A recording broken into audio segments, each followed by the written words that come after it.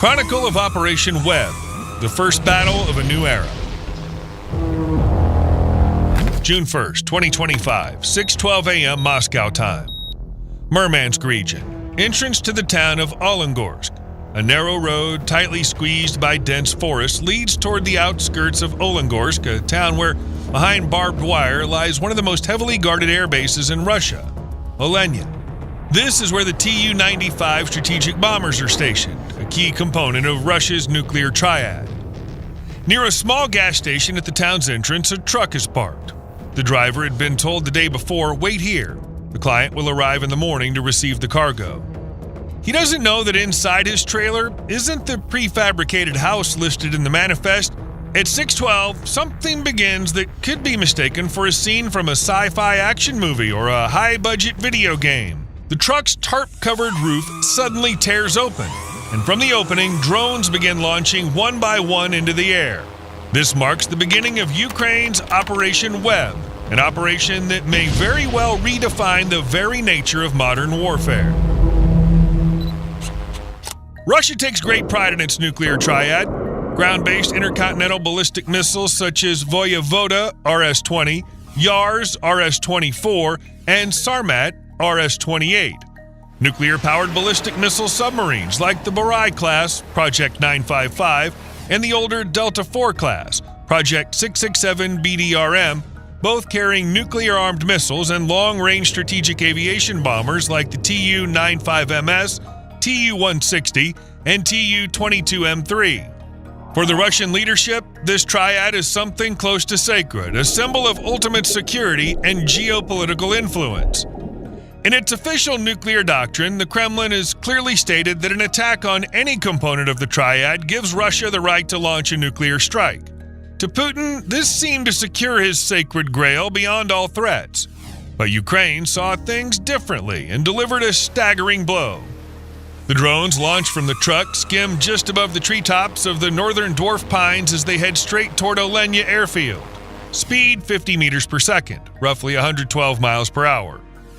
According to the Russian General Staff's own calculations, the attackers stood virtually no chance of success. But was that really true? Each drone transmits a live video feed through Russia's own mobile network. The operators sitting hundreds of miles away in Ukraine watch the live stream on their monitors. They see every fence post, every antenna, every hangar detail as if they were driving the drones themselves. The base is protected by a layered air defense system. The first tier consists of specialized search radars, specifically the Nebo-M radar system. It can detect small targets using long wavelengths that resonate with drone-sized objects. However, the system has a critical vulnerability: positional accuracy. With its current configuration, the beam width spans several hundred meters, which means it can detect the presence of a target, but cannot guide a missile accurately to intercept it. Because of this, the drones pass right by the radar unnoticed and unharmed. The second tier is the S-400 Triumph system, the crown jewel of Russia's air defense. It boasts a striking range of up to 250 kilometers, or about 155 miles. Its main battle radar, the 92N6E, known by NATO as Gravestone, can simultaneously track up to 300 targets. Its long-range surveillance radar, the 91N6E, Big Bird in NATO terms, can scan airspace up to 400 kilometers away, or 250 miles. The 48N6E3 interceptor missiles of the Triumph system can soar to altitudes of 30 kilometers, or over 15 miles. But what followed resembled a modern retelling of the David and Goliath story. The entire might of the Gravestone radar was designed for high-altitude threats, fighter jets, cruise missiles, hypersonic glide vehicles. An FPV drone is a completely different kind of target. Its radar cross-section is minimal, under 0.1 square meters, or roughly 1 square foot. Its flight altitude is around 90 meters, or 300 feet. At that height, the radar horizon for a ground-based system is about 40 to 50 kilometers, or 25 to 30 miles. But there's a catch. At such low altitudes and with such a small target size, the radar signal gets drowned in reflections from the ground, forest, and surrounding buildings. This phenomenon is known as ground clutter. In practice, the drones only enter the radar's reliable detection zone when they're within 5 to 6 kilometers, or about 3 miles from the base. In other words, right after they lift off from the truck. At first glance, the operation still seems doomed. The S-400's minimum engagement range is 2 to 5 kilometers, 1 to 3 miles, for its heavy missiles, and about 1 kilometer or just over half a mile for lighter ones. The math is simple, but there's a deeper logic at play. Firing missiles that cost nearly $1 million each at drones worth about $500 is not a particularly efficient strategy. Yes, Russia isn't exactly counting pennies here, and behind the S-400 stand aircraft worth close to $100 million. Still, no launch order was given. Maybe there was no written protocol for such a case, and we know how slow military bureaucracies can be, whether in the Pentagon or the Russian General Staff. Even though drones have become a mainstay of the war in Ukraine for over 2 years, many of the top brass still think in yesterday's terms. Or maybe the explanation is even simpler. The S-400's minimum range really was too long. No one expected the Ukrainians to actually test it. Meanwhile, Ukrainian drone operators now had a clear visual of the distinct octagonal radar array of the gravestone. What the S-400 couldn't handle was supposed to be covered by the close-range defense tier, namely the Pantsir S-1 systems. In theory, the Pantsir's radar can detect a target with a radar cross-section of 2 square meters or about 20 square feet at a range of up to 36 kilometers or 22 miles. But at an altitude of just 90 meters, that detection envelope shrinks drastically to 10 or 15 kilometers, 6 to 9 miles, and even less in the uneven terrain of the tundra. When the drones crossed the 6-kilometer line from the base's perimeter, the Pantsir systems finally picked them up as actual targets. That left less than 2 minutes to intercept. In ideal conditions, that might have been enough, but Ukraine offered no ideal conditions. The drones flew in a tight swarm, periodically shifting formations. The tracking algorithms of the Pantsir system started to glitch. Every change in formation required recalculating targeting priorities, intercept angles, and missile trajectories over and over again. The overloaded fire control computers began looping, struggling to decide which target to strike first, which flight path to select, and how to time and coordinate launches. A few missiles were fired, but even the highly maneuverable 576 surface-to-air missiles lacked the time they needed. At such close range, they couldn't stabilize their trajectories quickly enough, and their proximity fuses didn't have time to activate. That left only the guns. The twin 30mm autocannons of the Pantsir began spraying the sky in a dense barrage, but that wasn't precise enough to stop small, agile drones. A few were shot down. Most got through. 6:14 a.m. Moscow time. The first wave of drones breaches the perimeter of Olenya Air Base.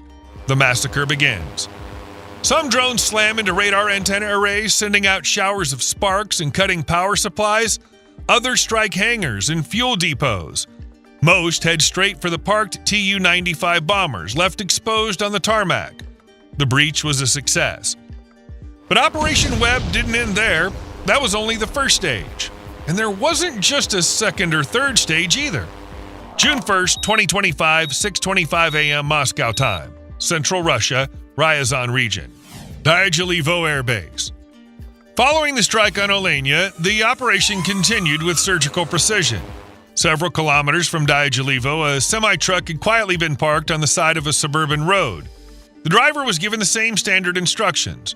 Pull over, wait for the client. The cargo will be received in the morning. Just like his counterpart in Olenegorsk, the driver had no idea that inside his trailer was a mobile launch system. At 6:25 a.m., the truck's tarp split open. Another wave of Ukrainian FPV drones launched into the sky, altitude 90 meters, distance to the airbase just 5 or 6 kilometers. Just like in the north, the drones were being controlled remotely from Ukraine. The operators were hundreds of kilometers away from Ryazan, piloting their machines via Russia's civilian mobile network. Each drone connected to a secure command channel through standard 4G modules. Russian cell towers had unknowingly become the communication backbone of this strike. The operator saw everything through their drone's eyes. On their screens, the perimeter of the airbase, hangars, concrete pads, power lines, fences. In real time, they guided each drone precisely to its designated target. Waiting for them were several battalions of S-400s with overlapping targeting zones. Pantsir S-1 systems guarded the inner perimeter, and the electronic warfare complexes Krashuka 4 and Kupol were jamming the full radio frequency spectrum. On paper, the base looked impenetrable, but the drones deployed a new tactic. They didn't approach as a dense swarm. The formation broke into 7 mini-groups of 4 to 5 drones each, approaching from different directions, altitudes, and with staggered timing. This wasn't chaotic movement, it was a mathematically crafted overload scenario designed to cripple air defense logic. Failure started immediately. Each Panzer could track 4 targets simultaneously. One S-400 battalion could handle up to 12. On paper, that was enough. But as drone groups repeatedly split and reformed, the fire control computers were forced to recalculate priorities, tracking angles, and predicted flight paths over and over again. These frequent synchronized changes disrupted the air defense algorithms. The system began to lag, caught in feedback loops. While defenses locked onto one group, another slipped closer than anticipated. Every new split introduced a delay of about 12 seconds in trajectory recalculations, just enough time for a drone to cover 600 meters. The algorithms fell out of rhythm. The swarm entered what's known as an internal loop mode, where attackers move faster than defenders can respond. Russia's electronic warfare systems operated at full capacity. The jamming wall blanketed entire frequency bands, but the drones were equipped with adaptive frequency hopping networks up to 1,000 switches per second. The Russian jammers couldn't keep up. 6:31 a.m. Moscow time. The synchronized strike began.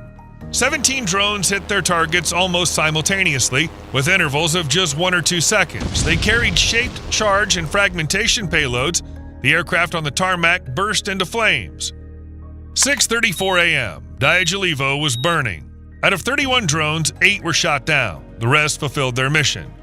Several bombers were disabled. A strike on this deep strategic base marked the second major blow to Russia's air defense network that morning.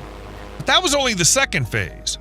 June 1st, 2025, 6:42 a.m. Central Russia. Ivanovo-Severny Air Base. Following the strikes on Olenya and Dyagilevo, Operation Web shifted to an even more advanced technological level. The next target was Ivanovo, a critical base for Russia's long-range aviation and, more importantly, home to the A-50 airborne early warning and control aircraft.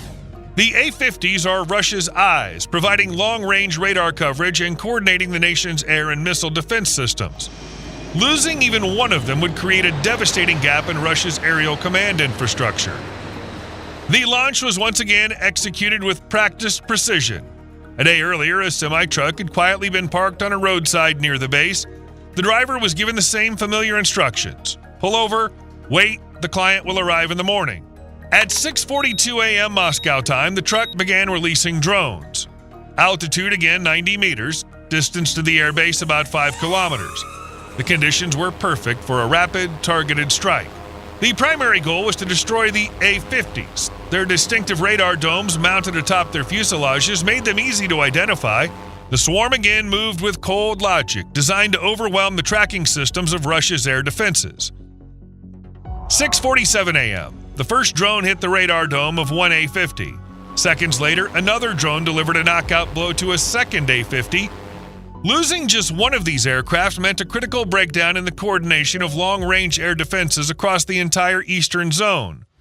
By 6:50, Ivanovo-Severny was blanketed in smoke. But this was only the third stage of Operation Web.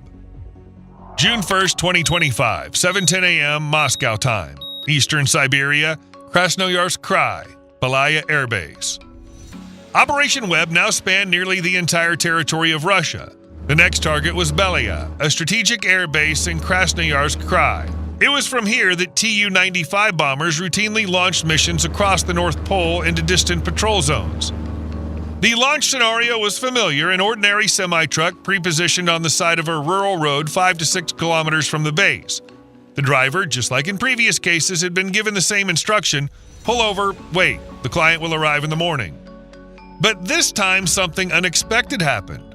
Local long-haul drivers, witnessing drones taking off from the trailer, reacted on instinct.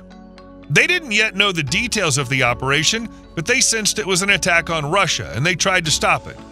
Someone threw dirt and rocks into the open trailer. Others fired at the truck's roof with hunting rifles. In some small way, their response helped protect the airfield. Only a few drones reached the fuel tanks on the service pad. No direct hits on aircraft were recorded. Behind this almost surreal strike in both audacity and scale stood cold, calculated logistics. Thousands of kilometers from the front lines in the Ural industrial hub of Chelyabinsk, the operation had been assembled. In a nondescript warehouse complex on the city's outskirts, the drones were built and armed. In massive hangars, automated launch systems were installed in the truck trailers. Batteries were loaded, warheads mounted, control links tested. Officially, the cargo was listed as prefabricated homes or construction modules. That's how it appeared on the paperwork. Drivers received their routes, stop coordinates, and arrival times. Everything else had been pre-programmed. And then, in the early hours of June 1st, one by one, the trucks opened from Olenegorsk to Siberia, and the skies over Russia filled with buzzing specks, each one a symbol of a new world and a new kind of war. Let's look at the results. According to Pentagon estimates, around 20 aircraft were hit, with approximately 10 completely destroyed. Ukrainian sources claimed 41 aircraft were struck, with at least 13 confirmed destroyed. The Washington Post, analyzing satellite imagery and video footage, verified no fewer than 13 damaged planes. One way or another, June 1st, 2025 will be remembered as a turning point in modern history. 4 Russian strategic bases, 4 precision strikes, hundreds of drones, each weighing only a few kilograms. Simple, brushless motors, basic electronics, components that, until recently, could be bought at a hardware store. And yet, this became a weapon capable of breaking through even the most advanced air defense systems. Not hypersonic missiles, not 5th-generation stealth bombers, not a satellite constellation. June 1st, 2025 marked the moment the old rules of war began to collapse. Thank you for watching. We'd appreciate your like and subscription. See you again soon.